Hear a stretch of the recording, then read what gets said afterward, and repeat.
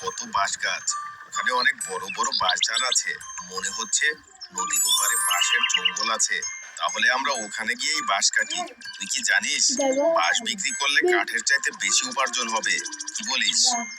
আচ্ছা ঠিক আছে, চল ওখানেই যাই। এবং মোহন বাঁশের জঙ্গলে যায় এবং সেখানে বাঁশঝাড় দেখে অনেক খুশি হয়। তারা দুজন তখনই অনেকগুলো বাঁশ কাটতে শুরু করে এবং সেগুলো এনে গ্রামে বিক্রি করে। ব্যবসায়ী বাঁশ দেখে অনেক খুশি হয়ে যায়। আরে ভাই, তোমরা এইসব বাঁশ কোথায় পেলে?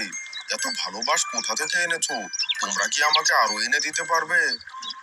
হ্যাঁ হ্যাঁ মহাজন মশাই, আপনি যত বলবেন তত বাঁশ এনে দিতে পারবো, কিন্তু কোথা থেকে এনেছি এটা আপনাকে বলতে পারবো না।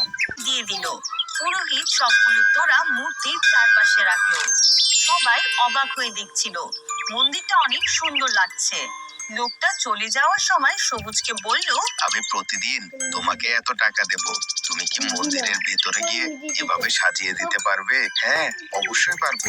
এখন প্রতিদিন লোকটা আসার আগে সবুজ মন্দিরটি খুব সুন্দরভাবে সাজিয়ে রাখে। লোকটা অনেক টাকা দিত। একদিন লোকটা সবুজকে কিছু বাড়তি টাকা দিল। স্যার, আজকে বাড়তি টাকা কেন?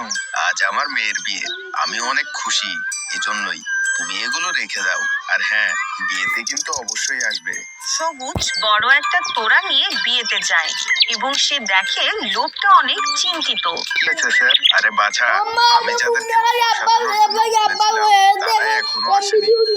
এদিকে হয়তো বরপক্ষ তো এখনই চলে আসবে। সবুজ তাড়াতাড়ি সবটুকু ঘর সাজিয়ে ফেললো। এত সুন্দর সাজিয়েছিল যে বরপক্ষের সবাই দেখতেই থাকলো। সবাই সবুজের অনেক অনেক প্রশংসা করতে লাগলো।